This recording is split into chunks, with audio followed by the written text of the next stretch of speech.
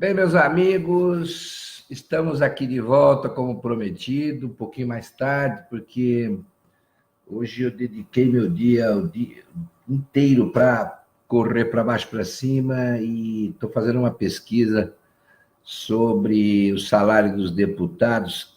Em breve eu vou fazer uma live só para isso, tá? Eu estou horrorizado com essa história dos deputados que eles ganham, as vantagens que eles têm, eles querem acabar com as vantagens dos outros, mas a deles eles não mexem, né? Então eu acho que essa previdência, se for para mexer, tem que mexer com todo mundo, né? Se for para deixar vantagens dos deputados, é um negócio absurdo, gente. Quando eu for falar com vocês, que eu vou mostrar para vocês que a gente está fazendo, o estudo que eu estou fazendo, com o auxílio da minha mulher, a Débora, vocês vão ficar boquiabertos de ver o que absurdo que esses caras ganham, tá? E ficam pensando em tirar o pouquinho que as outras pessoas têm, que as outras categorias têm. Mas fica para uma outra oportunidade, tá? Hoje eu estou entrando nessa live porque já de muito tempo alguns amigos me perguntam sobre a carreira do juiz, porque o pessoal não entende, né? O pessoal vai falar juiz de direito, juiz federal, desembargador, juiz, desembargador do STJ, desembargador, não, ministro do STJ, desembargador do federal, ministro do Supremo Tribunal Federal, e o pessoal não sabe o acesso a essas carreiras, como é que funciona, como é que essas carreiras funcionam. Então é evidente que eu não vou aqui fazer aula, fazer um organograma, como eu faço na faculdade. A gente vai tentar explicar para a maioria, porque eu sei que muitos colegas sabem, já tem juízes aqui, meu amigo Décio e outros magistrados que sempre nos acompanham. A gente sabe muito bem que a maioria, muitos juristas, advogados, sabem mais ou menos como funciona a carreira, né? Mas eu me lembro que eu fui dar essa aula uma vez, quando eu dava processo penal, um aluno fez uma pergunta sobre a carreira de uma aluna, me perguntou como é que fazia para fazer concurso para magistratura, para desembargador. Eu estava no terceiro ano de faculdade, eu tive que parar a aula e começar tudo de novo, porque se ela não sabia como é que se chega a um cargo de desembargador, eu tive que dar uma aula para todo mundo para mostrar, porque eu falei, não é possível alguém achar que tem que fazer concurso para desembargador, né? Então, a partir dali, eu comecei a perceber que os alunos não tinham muita noção, alguns tinham, mas que trabalhavam no fórum tinham, mas outros não tinham. Então, eu resolvi conversar e passar umas coordenadas aí, umas dicas para todo mundo sobre a respeito da carreira dos magistrados. Nós temos no Brasil magistratura estadual, magistratura federal, magistratura do trabalho, magistratura militar. Nós temos várias espécies de juiz. Mas eu vou fazer o mais simples possível para que vocês entendam e daqui para frente, quando vocês ouvirem as notícias, vocês vão ter noção de que tipo de juiz a notícia está se referindo, tá? Eu vou começar pela minha carreira, que é a carreira de juiz estadual. Como é que um juiz estadual desenvolve a sua carreira, tá? Bem, a maioria deve saber que para você fazer concurso para ser juiz, você precisa ser formado em direito. A maioria dos estados exigem que você tenha OAB, né? Você precisa fazer o exame de ordem. Segunda coisa, além disso, você precisa fazer um concurso de provas e títulos, um concurso geralmente bem difícil, e depois de aprovado, você vai ingressar na magistratura. Primeiro porque é difícil você preencher todos os cargos, porque o tribunal geralmente nunca consegue a qualidade necessária para preencher todos os casos. Então, às vezes tem 100 vagas, preenche só 50, às vezes tem 200 vagas, preenche 110, mas é assim que se faz. Você tem uma prova, primeiro você tem uma prova escrita teste, na minha época não tinha. Na minha época já era prova escrita direto. Você entra, aí você faz uma depois, quem passar no teste vai para a prova escrita, aí tem uma escrita com várias questões, você tem que escrever, dissertativa, tem uma redação, e depois você faz, no final, o exame oral, tá? Eu, depois de muitos anos como professor de penal, administrativo, eu cheguei à conclusão, não gosto do exame oral. Porque o exame oral, quando há qualquer possibilidade de fraude, o exame oral é possível ali, que é possível a se fazer fraude, se favorecer esse ou aquele candidato. Eu não sou favorável ao exame oral, eu sou favorável à entrevista, porque existe uma entrevista também em que o candidato é submetido aos desembargadores, para os desembargadores conhecerem um pouco melhor o candidato, conversar, ter uma ideia de quem é aquele candidato, mas exame oral eu acho meio perigoso, muito perigoso, mas continua o exame oral como era na minha época, né? Na minha época eu passei e fui selecionado para ser juiz substituto em Ribeirão Preto. Minha primeira comarca foi como juiz substituto em Ribeirão Preto. O juiz entra como juiz substituto. E aí ele vai trabalhar nas comarcas, geralmente nas comarcas maiores ou nas comarcas médias. Então você vai trabalhar em Sorocaba, Campinas, São José do Rio Preto, Araçatuba, Presidente Prudente, e em várias outras comarcas, e você lá é juiz substituto, tá? Você entra como juiz substituto. Eu e o meu amigo Décio Notarangeli, que está aí, grande amigo do desembargador Décio, nós fomos para Ribeirão Preto. Aliás, o Décio já estava lá, nos recebeu muito bem, nos ajudou, eu nunca me esquecerei dele, porque ele já era o desembargador experiente, o juiz de experiente substituto, que nos recebeu, eu e mais 2 ou 3 colegas que entramos na magistratura naquele ano, e o Décio era de um concurso anterior e trabalhava na magistratura, trabalhava em Ribeirão Preto e nos ajudou pra caramba, viu? Puxa vida, se não fosse o Décio, eu teria sofrido muito. E aí o que aconteceu? Ficamos em Ribeirão Preto, eu fui designado aí, é bom que vocês sabem como é que funciona a vida do juiz substituto, né? Para saber que o juiz trabalha, que a gente não tem mordomia nenhuma. A gente viajava para Sertãozinho, Cravinhos, São Simão, tudo às custas da gente, com o nosso carro, íamos lá, às vezes tinha que fazer audiência em Cravinhos, em Sertãozinho, São Simão, a gente ia. Além disso, a gente trabalhava na comarca de Ribeirão, nas varas da comarca de Ribeirão, auxiliávamos as varas cíveis, as varas criminais, né? A vara do júri, e a gente auxiliava os juízes titulares, que já estavam lá há muito tempo, já eram titulares, e como substitutos a gente auxiliava esse pessoal. Enquanto isso, o pessoal do nosso concurso estava em vários outros concursos também, em várias outras comarcas, Campinas, Sorocaba, Osasco, Guarulhos, enfim, nas grandes comarcas. Na época não se costumava colocar juiz substituto na capital. Eu acho que até hoje não se coloca, salvo o melhor juízo, não se coloca. O juiz substituto geralmente vai para as grandes comarcas. Aliás, se o Décio souber alguma coisa, me dá um toque aí, porque eu acho que continua a mesma coisa. O substituto vai para as comarcas do interior, não fica na capital. Bem, aí o que aconteceu?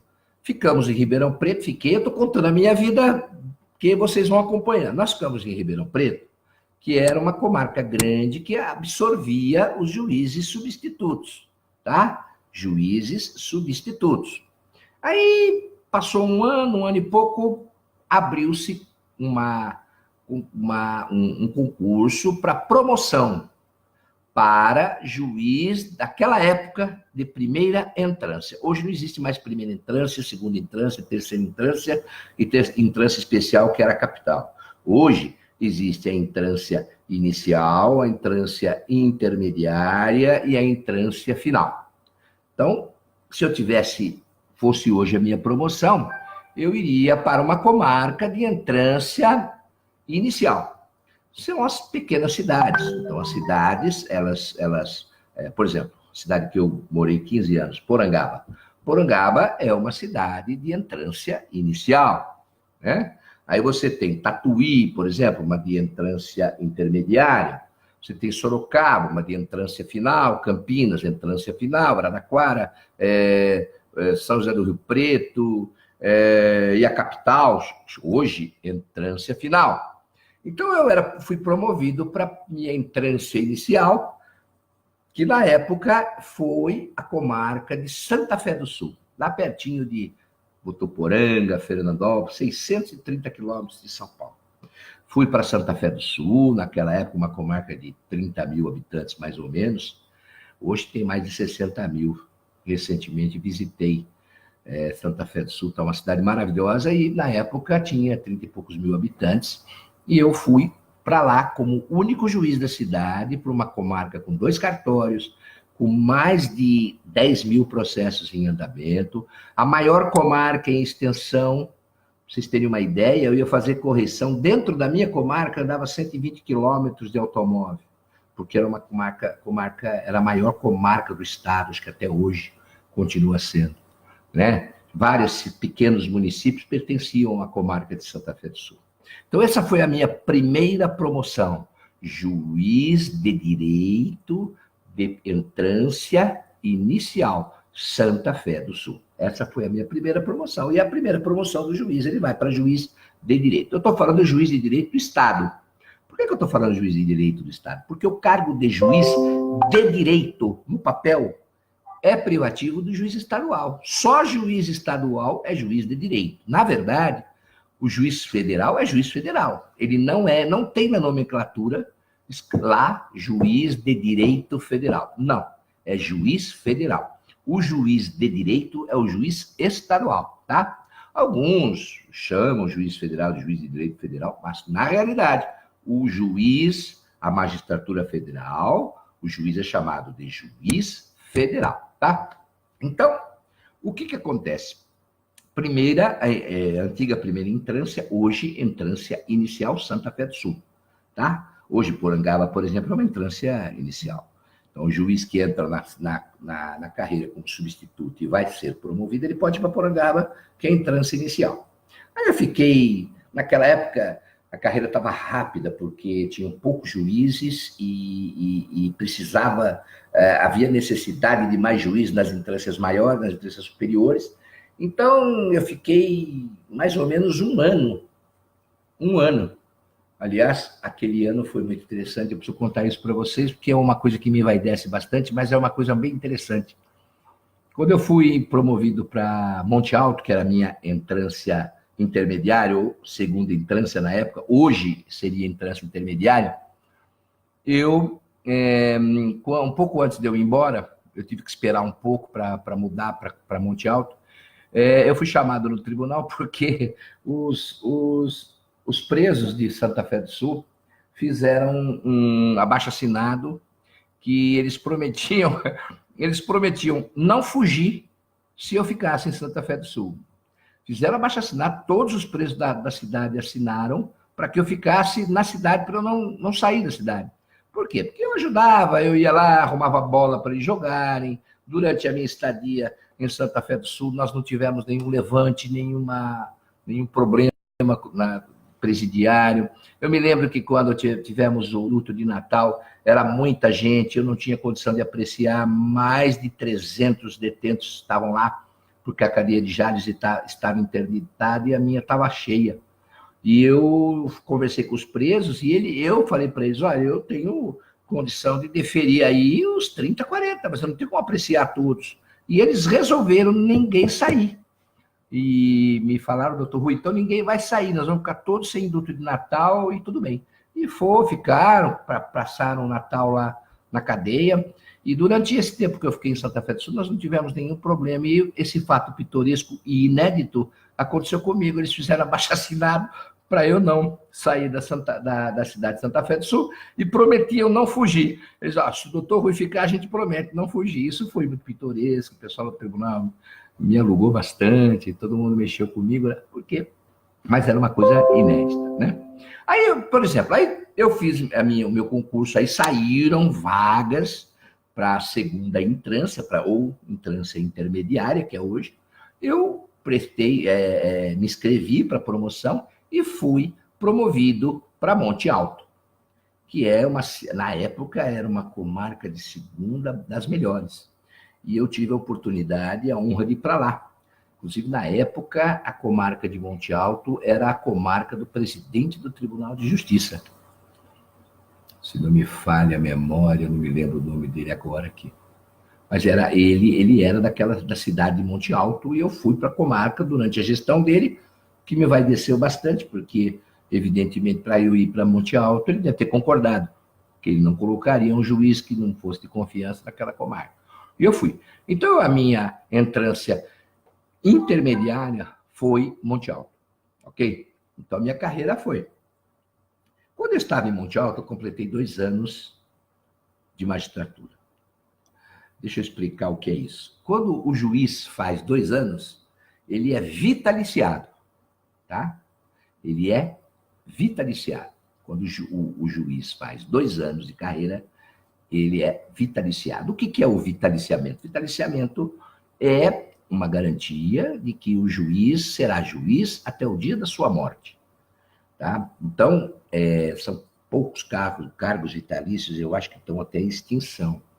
Acho que não tem mais nenhum, acho que são só os juízes, se me falha a memória, acho que os promotores também são por lei. Mas o magistrado é juiz vitalício. Por isso que até hoje eu posso me chamar, eu posso me considerar, posso me intitular como desembargador. Eu falo que eu sou desembargador aposentado, até porque, como eu hoje falo bastante, e um juiz geralmente não fala tanto, correto, porque ele não pode ficar assim envolvendo em política, em um monte de coisa, porque senão daqui a pouco ele não pode julgar mais, né? Imagina eu hoje, por exemplo, depois de me declarar a favor do Bolsonaro, imagina eu, por exemplo, pegar um processo de um deputado do PT para julgar. Eu estaria, evidentemente, impedido, suspeito para julgar.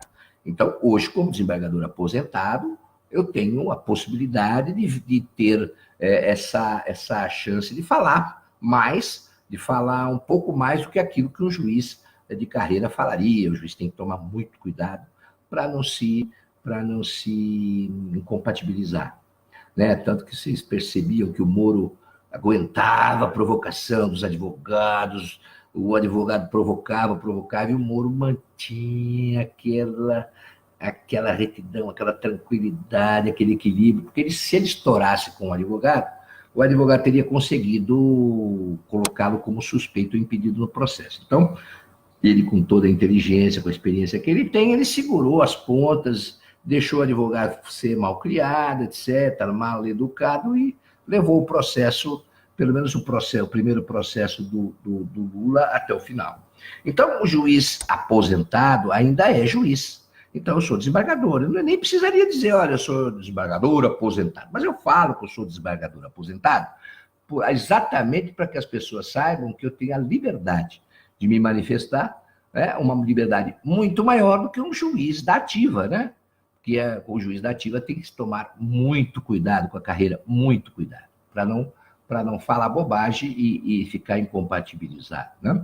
Aliás, a lei orgânica da magistratura é bem rigorosa quanto a isso. Tá? Aí eu fiquei em Monte Alto pouco tempo, porque a carreira estava rápida, e abriu vagas, inscrições na época, para terceira entrância. Hoje, abre vaga para entrância final. A entrância final não se chega hoje com essa rapidez que eu cheguei. Na minha época, em terceira entrância, se chegava rápido, porque eram cidades grandes, menos a capital, que era final. Mas na minha época chegava rápido, porque tinha muito pouco juiz, a gente precisava ir. Nós não fizemos curso. Quando eu entrei na magistratura, ia ter um curso de alguns meses lá, e o presidente do tribunal falou: não vai ter curso, não, todo mundo amanhã nas suas comarcas. Nós tivemos que ir para as comarcas de substituto. Nós não tivemos nem chance, nem curso para fazer nada. E aí o que aconteceu? Eu pedi promoção, saíram algumas comarcas de terceira na época, ou entrância final, que seria hoje. Eu pedi a minha promoção para a comarca de Guarulhos. E fui para juiz de direito de terceira entrância, comarca de Guarulhos, tá? Que era a terceira entrância na época. Hoje, Guarulhos é entrância final. Então, eu teria ido também para a entrância final, que é Guarulhos, como juiz de direito titular da primeira vara criminal de Guarulhos, onde eu fiquei 2 anos e pouco. Né? E depois, como eu queria ir embora para São Paulo, que eu tinha tudo em São Paulo, minha casa, tudo, eu pedi uma remoção, porque como era cargo de juiz auxiliar da capital, era de terceira entrância, eu pedi uma remoção para auxiliar da capital. Isso naquela época, que era entrância final. Mas hoje, eu estando em Guarulhos, eu ficaria em Guarulhos até ir para o tribunal, porque não tem mais a entrância inicial, entrância intermediária e entrância final. Então, se fosse hoje, eu poderia ficar em Guarulhos até o último dia da minha carreira, ou até o último dia para eu me promover para desembargador, né? Na época havia o Alçada, os juízes do Alçada, a gente ia primeiro para os tribunais do Alçada, era juiz do Alçada, civil e criminal, e juiz, depois, finalmente, desembargador. Mas na minha época já acabou os Alçadas, acabaram os Alçadas. Então eu fui direto de juiz de direito de entrância final, eu fui para desembargador e fiquei 12 anos como desembargador. A carreira do juiz é essa, então juiz substituto, depois promoção para juiz de entrância inicial, cidades pequenas, depois promoção para juiz de entrância intermediária, cidades medianas, e depois juiz de entrância final nas grandes cidades, tá? São Paulo, hoje, São Paulo é entrância final. São Paulo, Sorocaba, Santos, Osasco, Guarulhos, Campinas, enfim, as grandes cidades todas são hoje cidades de entrância final. Essa é a carreira do juiz. Aí o desembargador, ele provavelmente fica até o final da carreira lá, ele pode ficar até 75 anos, que hoje a lei permite que a gente fique até 75 anos, que não foi o meu caso, eu preferi cair fora antes, eu não queria morrer desembargador, né? Eu hoje completei agora, dia 15, o pessoal lembra aí, eu completei 62 anos, e eu sempre fiz planos e nunca ficar até os 75 na minha carreira. Eu não queria ficar até a compulsória, o que a gente chama de expulsória, que é com 75 anos. Eu queria viver um pouco a minha aposentadoria, que é o que eu estou fazendo agora, né? Com liberdade para falar, com liberdade para sair com a minha mulher, passear com meus filhos, enfim. Hoje eu tenho um pouco mais de liberdade para viver. Fiquei 43 anos no judiciário, tive alguns anos como escrevente e outros anos como juiz. Então, eu saí antes, né? Tem colegas que gostam de ficar até os 75 e vários ficam, respeito todos eles. A gente não pode, em hipótese alguma, ser contra esse pessoal que fica, mas eu não fiquei, tá? Então a nossa carreira termina como desembargador, tá? E aí, a maioria fica por aí mesmo, alguns chegam dentro da carreira presidente do tribunal, pode chegar um desembargador, se ele quiser se candidatar, ele pode se candidatar a presidente do Tribunal de Justiça, corregedor, primeiro vice, segundo vice, etc. Enfim, dentro da carreira tem os seus cargos eletivos, né? Que podem ser, vamos dizer assim, galgados, né? Durante a carreira de juiz, tá? Mas eu nunca quis saber disso. Eu fiquei como juiz titular. Depois que eu fui para Guarulhos, eu fui como juiz titular em São Paulo, porque como Tribunal do Júri, fui presidente do Tribunal do Júri, porque naquela época São Paulo era a entrância final, né? A minha Guarulhos era a terceira, mas a minha entrância final, a entrância especial, que era São Paulo, hoje final, foi o Tribunal do Júri, foi o primeiro Tribunal do Júri de São Paulo, fui presidente durante 9 anos do primeiro Tribunal do Júri de São Paulo. Naquela oportunidade, tive a oportunidade de ter uma experiência fantástica, julguei casos de muita repercussão, o caso do maníaco do parque, o caso dos skinheads, carecas do ABC, participei também do processo do rapaz, daquele médico que matou as pessoas dentro da sala de cinema, no Shopping Morumbi, muitos devem se lembrar disso. Então, enfim, a gente trabalhou em vários processos, né? E, infelizmente, a gente conseguiu fazer um trabalho muito legal no Tribunal do Júri de São Paulo. Eu escrevi vários livros sobre júri, vários livros sobre processo penal, me empolguei com essa matéria porque eu acho espetacular, é a matéria que eu mais gosto, sempre gostei, processo penal, direito penal.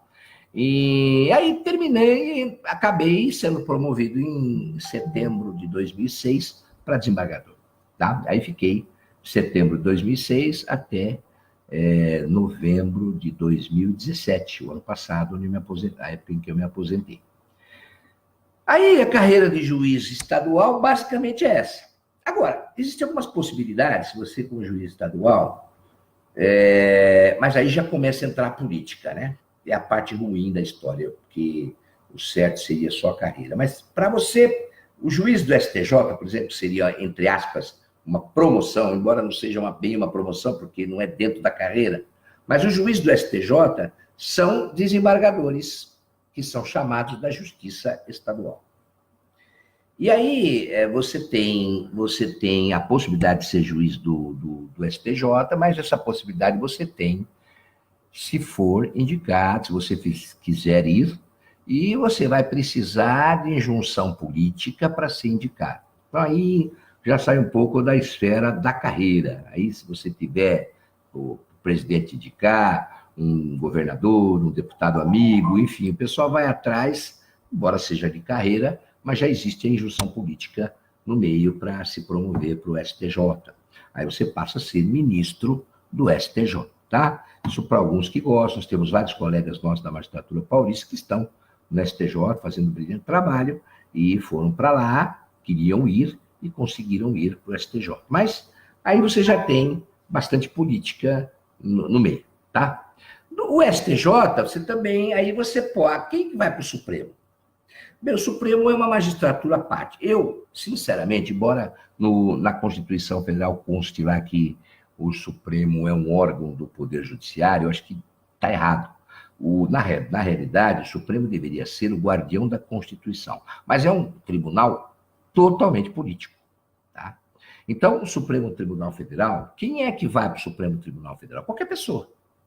Se vocês forem ler a lei, vocês vão ficar boquiabertos de saber que para ser ministro do Supremo Tribunal Federal, você não precisaria nem ser formado em direito.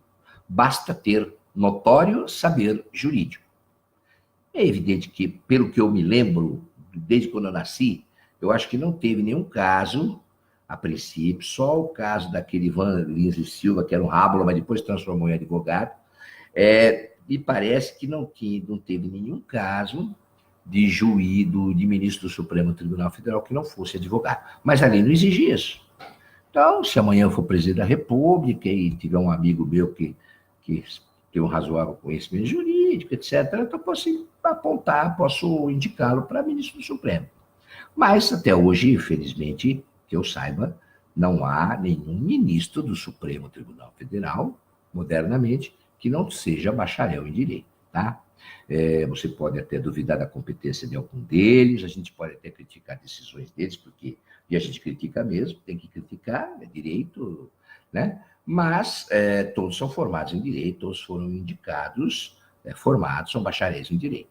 O presidente indica. Aí o que acontece com o presidente? O presidente indica, vai lá no Senado, faz uma sabatina, que geralmente é uma sabatinazinha bem limitada, porque a maioria governista, e os governistas também não vão ficar apertando o candidato que o presidente indicou, e o cidadão vira ministro do Supremo Tribunal Federal. Tá? Então, uma coisa é a carreira de juiz, outra coisa é ministro do Supremo. Outra coisa é ministro do Supremo. Nós tivemos grandes ministros do Supremo, nós tivemos memoráveis magistrados espetaculares do Supremo Tribunal Federal. Então, não estamos aqui, nem vamos. Aqui não é o momento, esse não é o momento de ficar criticando. Até que porque criticar você precisa ler o processo, né? Então, eu vejo algumas solturas dos ministros do Supremo Tribunal Federal, e a gente, a princípio, não concorda, mas eu não tenho como criticar, porque a gente não viu o processo. Então, e o juiz também é difícil para o juiz ficar decidindo só o que o povo quer, né? Então, às vezes é difícil mesmo você criticar o juiz, porque você não tem certeza do que está acontecendo. O povo fica bravo, Às vezes com razão, e às vezes é um pouco exagerado, porque eu mesmo, como magistrado, tive que dar muitas decisões antipáticas ao povo, e a gente cai na boca do povão, né? Quando pisa na bola, quando para o povo a gente pisa na bola. Então, a carreira do ministro do Supremo Tribunal Federal é essa. Não é carreira, ele é chamado, ele é indicado, o presidente indica, que é um absurdo. Na minha concepção, eu acho que teria que ter juiz de carreira, não deveria ser juiz indicado, né? Teria que ter um juiz com experiência de carreira, porque, gente, se você for pegar os ministros do Supremo Tribunal Federal, tirando o ministro Fux, que é juiz de carreira mesmo, né? Porque a doutora Rosa Weber veio de outra magistratura, mas parece que ela não era de carreira no início. O Fux parece que é o único de carreira, não é fácil. Então, às vezes, um procurador que vá para o Supremo, ele pode ser até um bom jurista, mas você julgar as pessoas de uma hora para outra, sem experiência, não é fácil. Né? Seria a mesma coisa que eu hoje sair para advogar. Eu ia apanhar muito, porque eu nunca advoguei. Eu entrei na magistratura direto, nunca fui advogado um dia na minha vida. E eu entrei na magistratura direto. Agora, imagine eu hoje tendo que advogar. Posso ser até um bom advogado, posso saber escrever relativamente bem, mas eu vou sofrer até eu pegar a experiência de advocacia, demora. A mesma coisa o juiz que de repente, o cidadão que é advogado ou procurador, ele resolve ser juiz, vira juiz, ele sofre. Ele não tem aquele aprendizado que nós tivemos na nossa carreira. Ele é jogado aos leões de cara. Então, como é que você quer que ele tenha experiência? Como é que um juiz do Supremo, que deveria ter experiência, é colocado de uma forma como jejum? E a maioria é assim. Então, é complicado. Eu acho que essa indicação, essa forma de indicação que o presidente teria direito, enfim, que consta na Constituição, acho que deveria mudar mesmo. Deveria mudar mesmo, tá? Deixa eu falar aqui com o pessoal rapidinho. O doutor Reinaldo Françoso Cardoso, grande amigo, o Mal Ideia, o Cláudio Miranda, o Rafael, o Luiz Fernando, ô Luiz, lá de Santa Catarina, nossa amiga Rosa Maria Badran, o Renê, a Eugênia Cordeiro, Danúbia, a Neuza Lopes de Campos, Regina Márcia, Luciano Wagner, o José Roque Batista Dores, William Paulo, poxa vida, quanta gente, estou feliz, viu? Olha, muito legal essa, entre aspas, audiência nossa aqui, porque eu sempre quis explicar isso para vocês, porque a maioria não sabe disso, a maioria não sabe, tá? Aí nós temos também a Justiça do Trabalho, que são juízes que entram na magistratura do trabalho, nós temos a Justiça Federal, o juiz entra também como juiz substituto, mas só que o juiz substituto federal ele já vira juiz titular e já como o Moro foi juiz substituto e depois passou a juiz titular. A carreira do federal é mais curta. E depois, no final, ele vai a desembargador federal, tá? O finalzinho da carreira são praticamente só 3 estágios, né? Então, a carreira é curta, trabalhista também, você entra na magistratura, vai para os tribunais, para as juntas de conciliação e julgamento, depois você é promovido para os tribunais regionais, enfim. Mas a carreira, assim, que chama mais atenção a princípio, são as duas, são de juiz estadual e juiz federal, que é o que está mais na crista da onda agora no momento. Então, eu espero que daqui para frente os meus amigos saibam destrinchar e saber exatamente quando der uma notícia, saber se o juiz é de entrância inicial, final, ou entrância intermediária, e saber de que juiz está se falando, se é juiz federal ou juiz estadual. Eu vou voltar também em outras ocasiões para explicar as carreiras dos procuradores. O pessoal faz muita confusão entre procurador do Estado, Procuradoria de Justiça, Procuradoria da República. Quer dizer, o pessoal não sabe. Quando a imprensa fala, o procurador da República fez isso. Quem é o procurador da República? É o procurador, é o chefe dos promotores federais. Procurador de Justiça do Estado é o chefe dos promotores estaduais.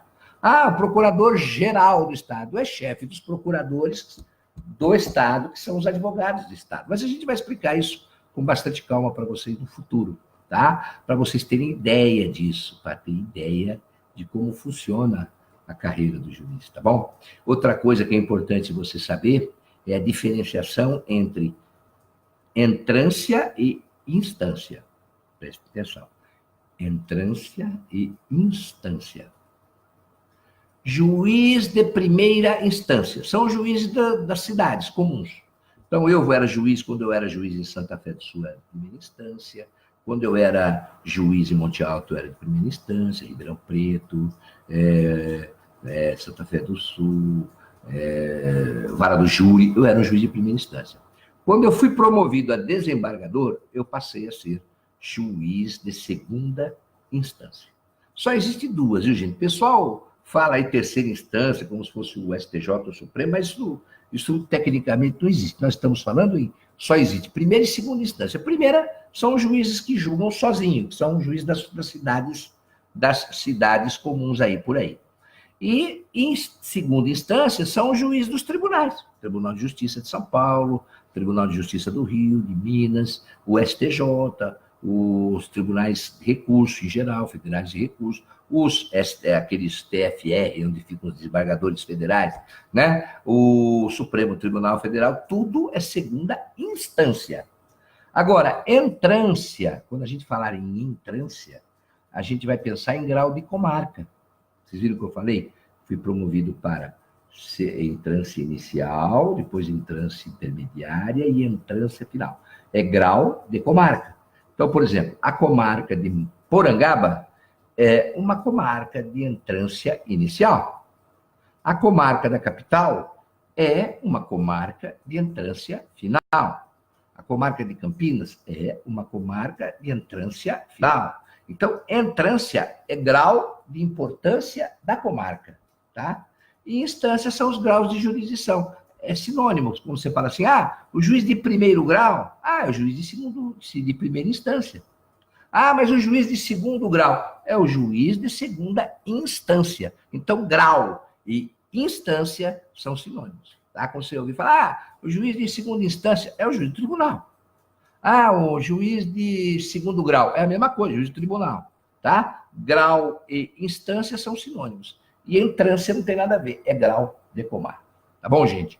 Olha, muito obrigado aí, gente, pela atenção. A gente agradece todo mundo. Aí chegou agora o Zé Roberto, Salgado, o Luiz Nogueira. Nossa, tá todo mundo aí.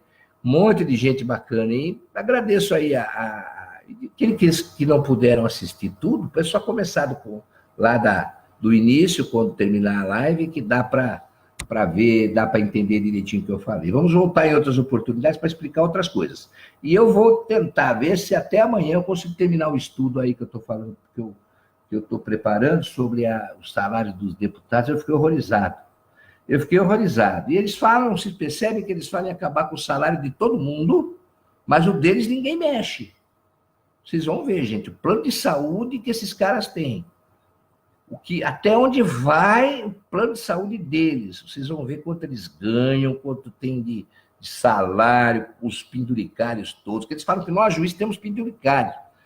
E a gente chama de penduricário, eu acho que é o único penduricário que a gente tem. Eu não tenho mais, porque aposentei, que é o salário residência, né?